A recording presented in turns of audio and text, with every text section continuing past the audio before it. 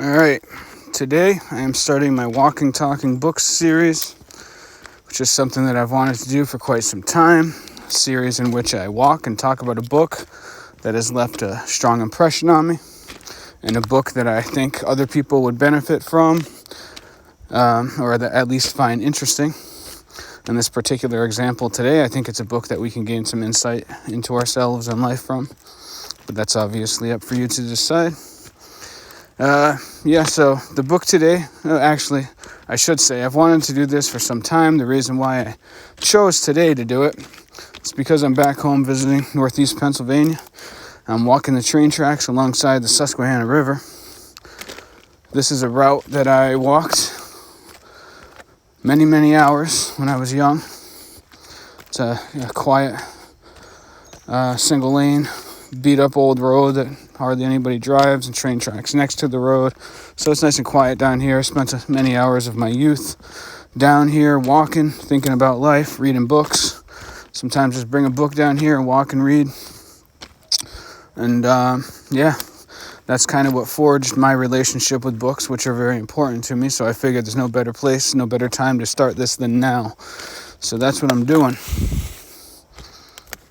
So the book we're going to be discussing today is Ladies' Man by Richard Price. The book is somewhat obscure at this point, something like 50 years after its publication. I believe it was published in 1973.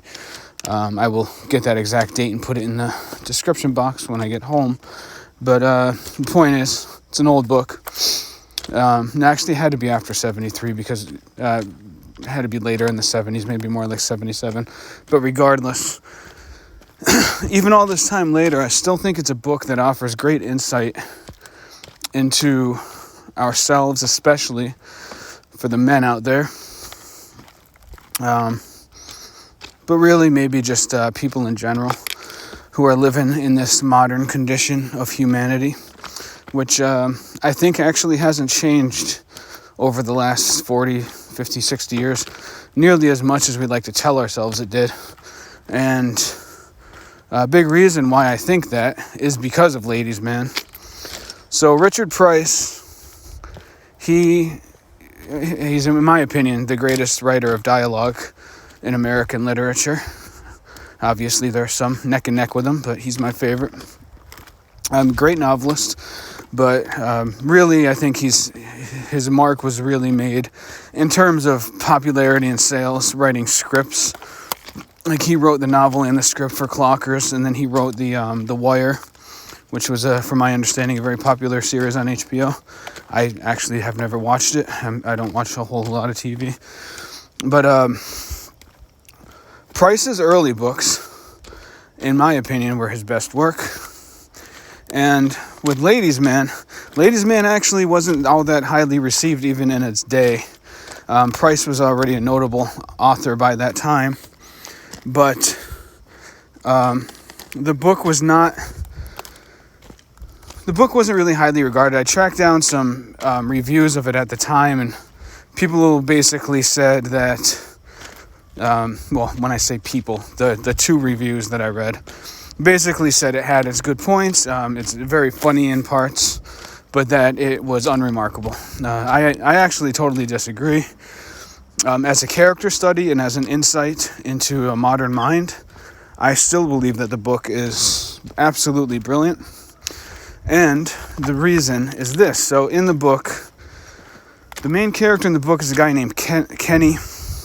And the book takes place over a week, with each chapter making up one day. Goes from a Sunday to a Sunday. And in Tuesday of that book, actually, you know what? It might go from Monday to Monday. Regardless, what I remember very clearly for some reason is that in Tuesday of the book, so early in the book, he breaks up with LaDonna. And so LaDonna is she wants to be a singer.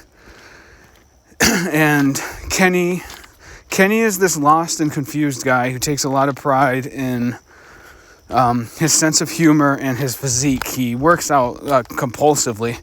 There's actually great imagery that Price uses early in the book where Kenny is doing sit-ups with weight behind his head.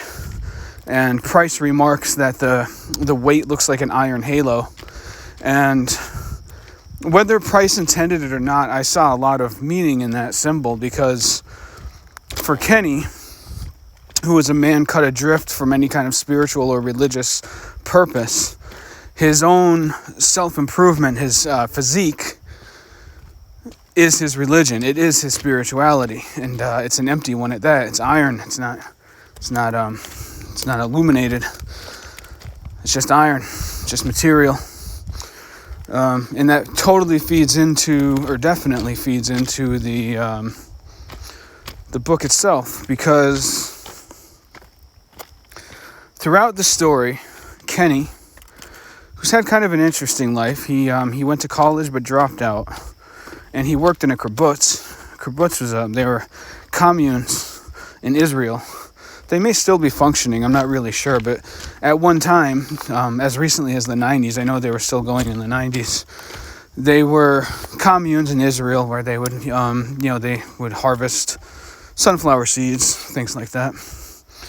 And so that's interesting, because he doesn't talk in great depth about it, he just kind of mentions it. But the impression he leaves is that Kenny is a wandering soul. He doesn't really know what to make of life. He doesn't really know what to make of himself. He doesn't understand himself. There's another. So he's a jokester. He's one of those guys who's always clowning around and joking, even to himself. But there's a really telling part near the end of the book where he remembers when he was young, one of his teachers asking him, "What are you afraid of, Kenny?"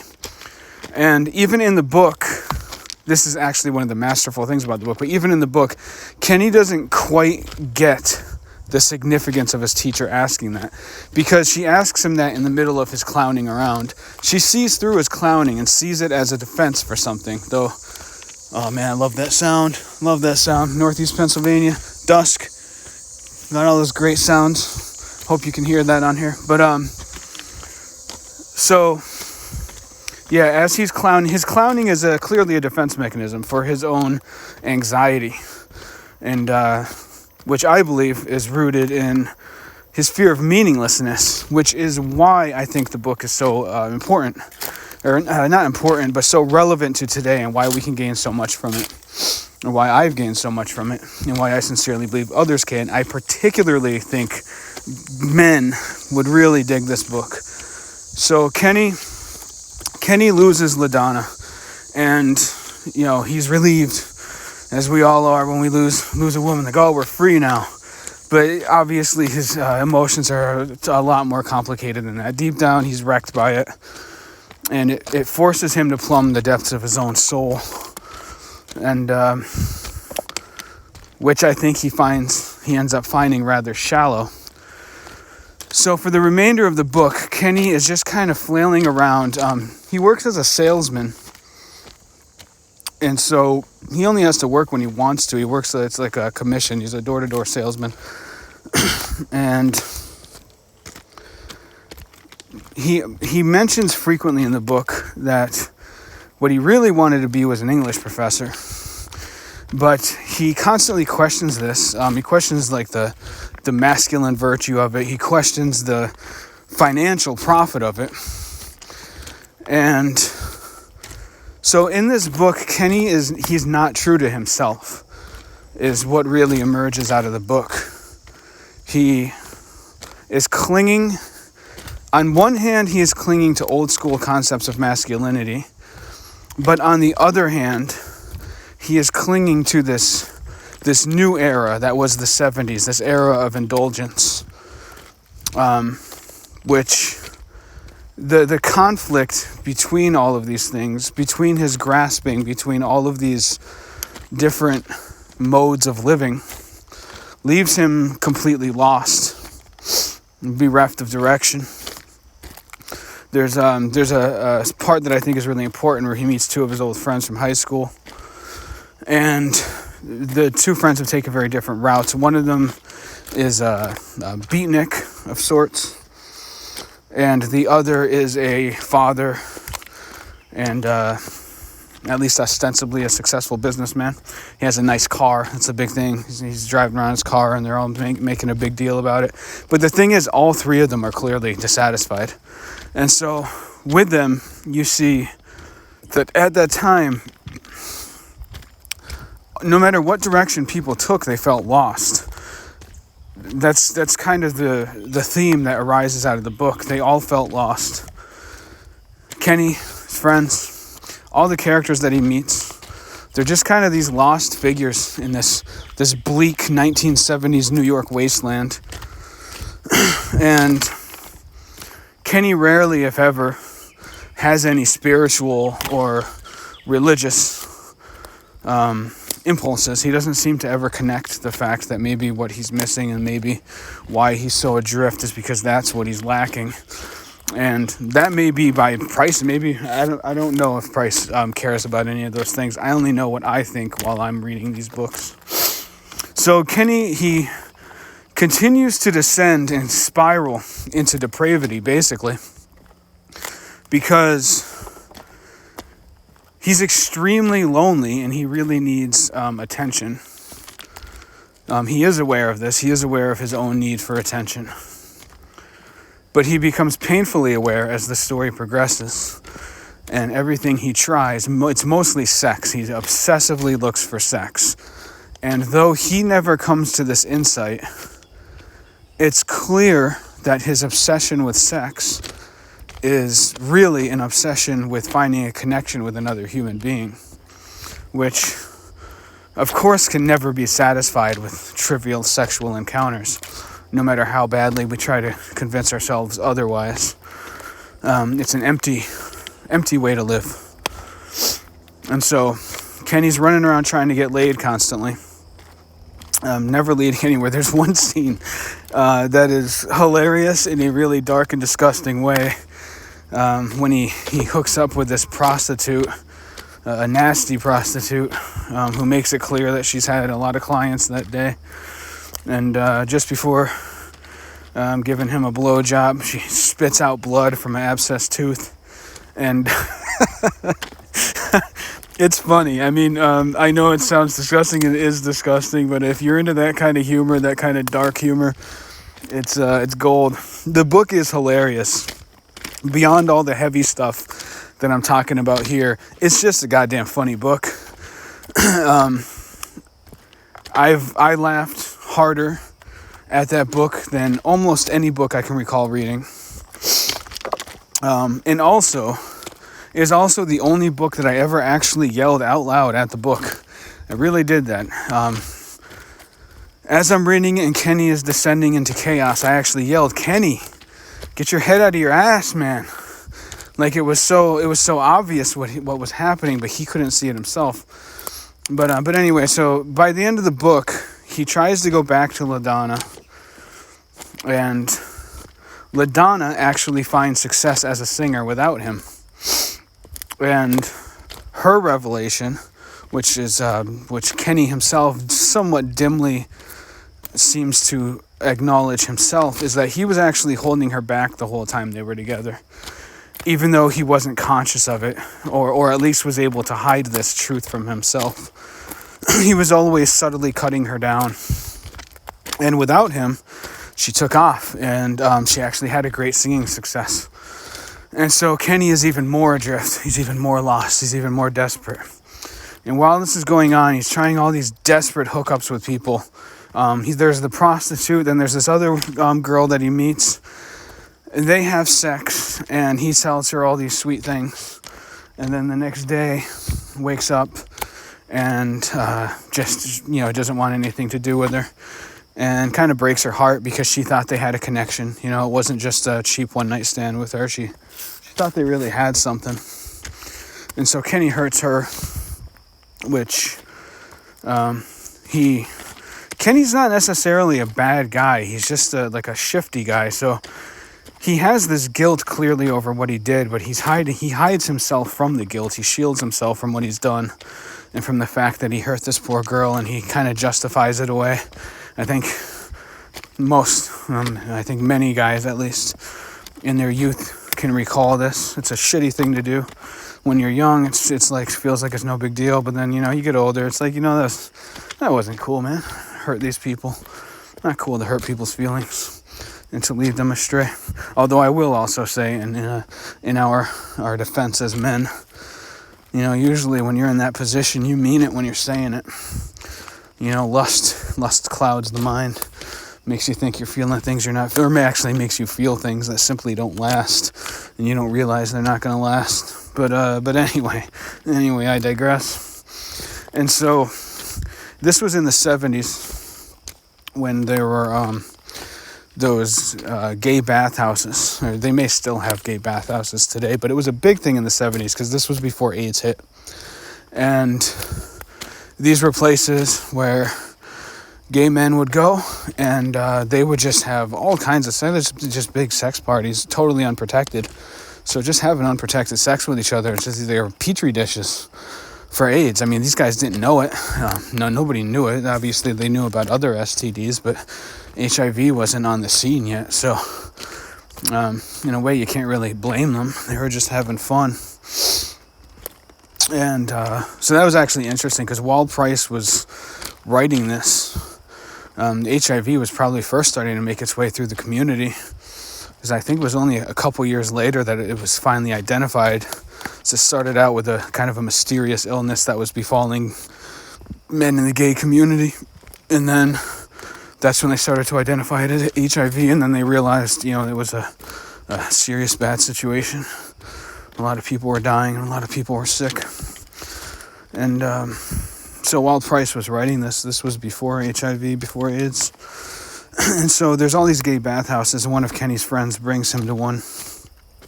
And Kenny, in a show, there's a really cool tiny little toad here. I wish I could show you guys. I think next time I do this, I'm going to do it with my camera on. But, so, yeah. I kind of wish I could restart this with the camera, but no. I'm doing this now. This is a test run here. So, all right. So in the final climax of Kenny's depravity, he ends up pursuing basically a homosexual meetup.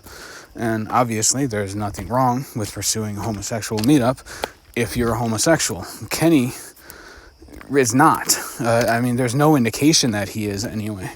He's just so desperate for contact with another human being that he stoops to that position.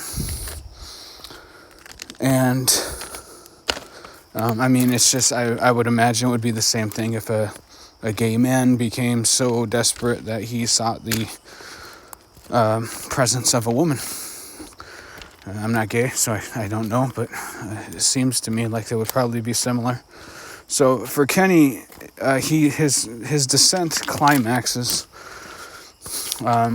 with his just stepping into something that he had previously not only shown no interest for, but Kenny is not a homophobe, but he's clearly not gay. And so, yeah, it's the story of his descent to this position of seeking physical gratification once again in this desperate attempt to find satisfaction in his soul. And that is why I find the book, even all these years later, so profound. If you read this book, minus the historical details of his surroundings, it's amazing that it was written, 40, 50 years ago. Because the mind is so reminiscent of what's happening today. And that's why I still think it's one of the best books to read to get a look inside the mind of a man living in the modern condition. Because I think the modern condition then wasn't so very different than it is from now.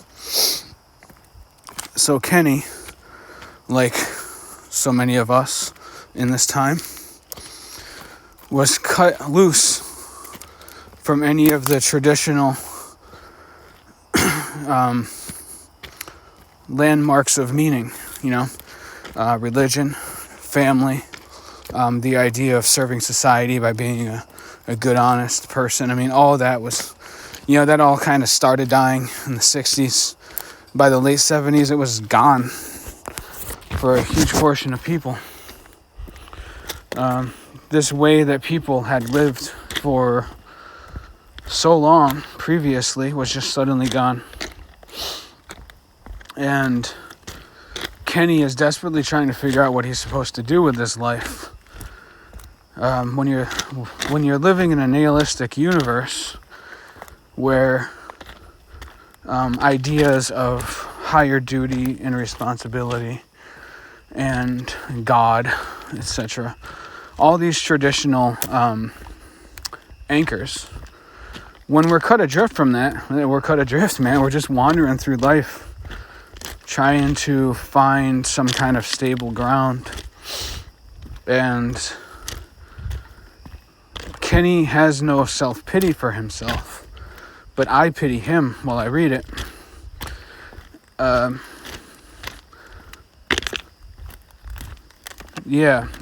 As I read the book, as I think about the book, I actually think of Kenny as a real person. I think that's a hallmark of any great fiction, that you think of the person as a real human being.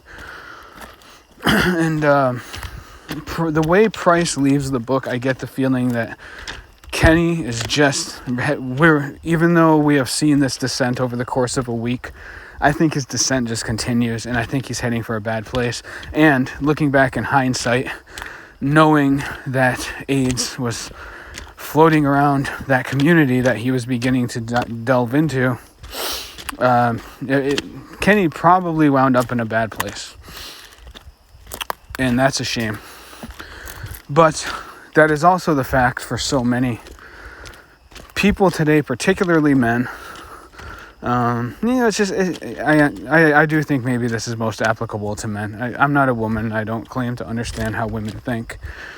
But I've seen many men, and myself, I think I may still somewhat be in this camp, but I know I definitely was when I was younger. So many men who never find their way out. And it's really tragic because the answer, I don't believe, is all that complicated. I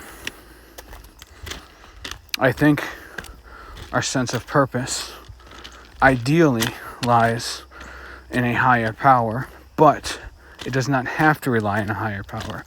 It can also rely in our families, our communities, and just being the best person that we can possibly be. It actually is that simple, I think. But there is something about modern life, and maybe it's just something about life. Maybe it's always been this way. I don't know. How can any of us really know what it was like to be an ancient person? Maybe this has just always been the human condition. But I can't speak to that, because how can any of us speak to that? But I can speak to the modern life, and it just has this way of distracting us and making things seem so much more complicated than they actually are, which is really sad, really messed up. How many people get lost in this, the sewage drain, when the whole time the answer's not that complicated. I think that's why lately in my mind I kind of drift towards this kind of Gnostic worldview that we're living in. This world that we live in is we're living in the midst of a spiritual war. And whether or not that's literally true, symbolically, metaphorically, whatever, it helps me, because that is certainly what it feels like. Because it's like the devil.